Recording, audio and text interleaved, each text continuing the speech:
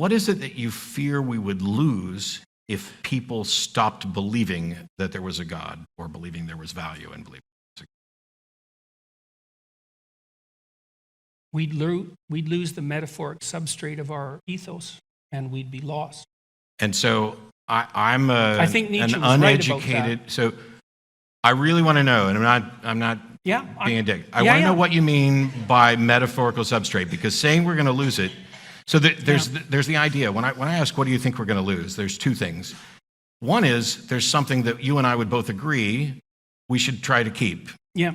And there are other things that you and I might disagree on whether or not we should keep it. Because when people say to me, oh, if we go down the road with Dostoevsky, that, if there is no God, everything's permissible. First of all, I don't think that's remotely true, because I have... He makes a pretty vicious case for it, beyond good and evil. And despite the fact that it sounds monumentally arrogant, I think I can demolish that case in about 2 minutes with his secular morality lecture. Well, I think the first part of that statement is right, but not the second one. And we could find out. But the thing is, there would be two categories of things that you and others might be fearful we would lose, some of which I might agree we should definitely not lose these things. Yeah. Others I might be absolutely fine with losing. Like that it's wrong to throw Sam Harris off a stage. Yeah. I don't plan on doing that, but well, we both it did cross my mind at one point. We both agreed that was probably wrong. Yes. So, okay, so that's good. Probably. Yeah. See, I'm a situational ethicist, and so there might be situations. If the stage were on fire, throwing Sam off would be the best thing I could do for him. So what do you think? What do you think we're likely to lose? What bothers you? And when you say metaphorical substrate, I'm probably just monumentally ignorant, but I really don't think I have a good understanding of what you mean.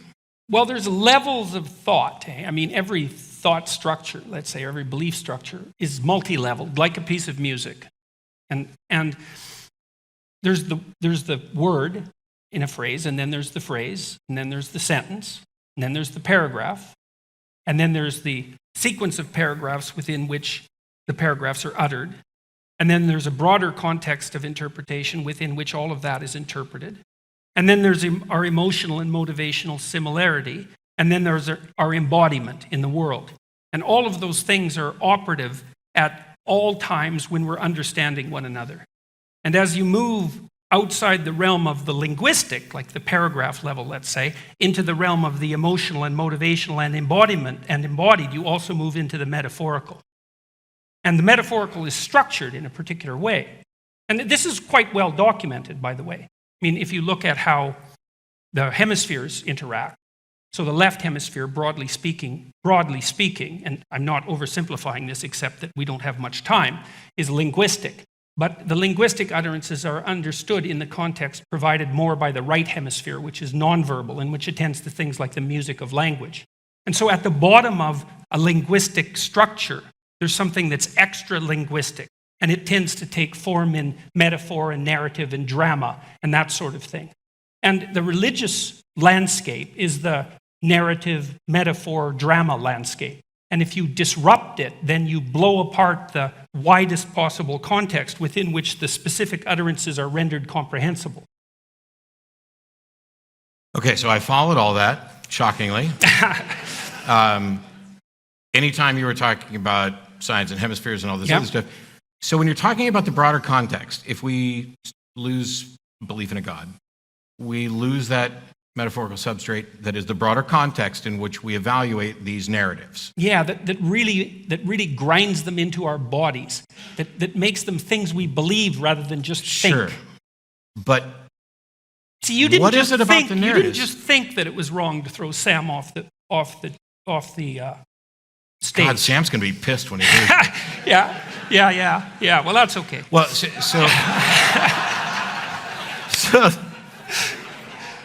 see, there's a difference between thinking something and believing it, because to believe it, it has to be thought incarnated in some sense. It has to be embodied. When I talk about it, belief is this state of being convinced that a proposition is true or likely true. It's everything that I try to do, I tend to view in the form of propositional reasoning.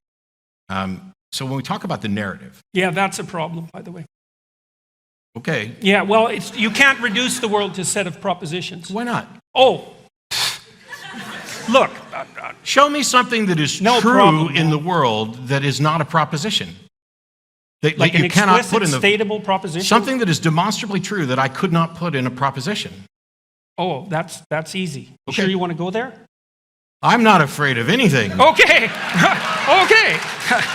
If I'm wrong, I want to know I'm wrong. But Yeah. I'm trying to. For years, I had this thing going where people would say, "Oh," and this is kind of what we're getting at from a different angle. I would say they would be afraid of what we would lose if we lost religion, and I basically said, "Demonstrate to me any benefit." Oh, you'd lose art and poetry and drama and narrative Why? and story. Are there no godless artists and poets? There are artists and poets who think they're godless. So we might have crossed over into a problem area because no doubt. I don't actually, I can't draw for crap, although I do draw during the show. But one of the individuals who came to the show the other night handed me something that she had spent a great deal of time drawing. She's a wonderful artist. I'm very grateful to get it. And, while I pretend to read minds on stage, I constantly acknowledge that I can't actually read minds. So I can't tell you whether or not she actually believes in a God, but I can tell you that I actually don't believe in a God, and I could write But you act poetry. like you do. Huh? But you act like you do.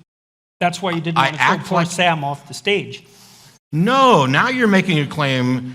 Okay, so I'm telling you I don't believe there's a God, and Yeah. your response to that is, I really do, because I have a moral sense, but my moral sense is utterly without any appeal to a God, Explicitly.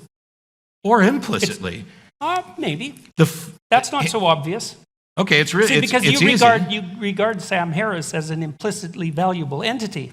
Because otherwise you'd just throw him off the stage.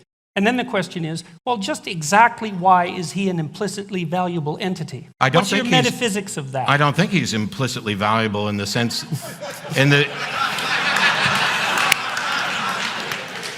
I don't think he's implicitly valuable in the sense that the universe has implied that there's something explicit about it. For me, morality is far simpler than some people. Now, wait, make you it out sounded to be. doubtful about that. That like Maybe you've been you're the sounding- mind reader. you've been- well, maybe. Because you've already suggested that despite me sitting here and having talked about this for decades, that I don't believe in God, that I actually do because I have a moral code. But my moral code, which I've Well, I was talked more about, specific. I said it was because you didn't want to throw Sam off the stage. It yes, wasn't but just you that didn't. had a You didn't moral code. You didn't even attempt to ask me why I didn't throw Sam off the stage. Instead, you went to why do you think Sam has implicit value? Because it seems that in your narrative, I'm willing to that's go the there. only justification. Well, maybe you were afraid of being punished. I think no. Oh, I think okay. you can have a perfectly acceptable foundation for secular morality, even if it fundamentally centers around selfishness. I'd rather not be thrown off the stage. It's in my best interest to encourage that sort of understanding in others, and therefore I will not throw him off the stage. I would rather not have my stuff stolen, and it's in my best interest to encourage others not to do that, so I will not steal stuff, and I will work with others to ensure that the people who steal stuff are punished. It is in a virtually pragmatic moral system. Why do you think it's not in your best interest to have stuff stolen from you or to be thrown off the stage? Why is it not in my best interest? Yeah. No, you don't get to think, oh, that's self-evident. It's like nothing's self-evident to the skeptic. Let's keep that in mind. Oh.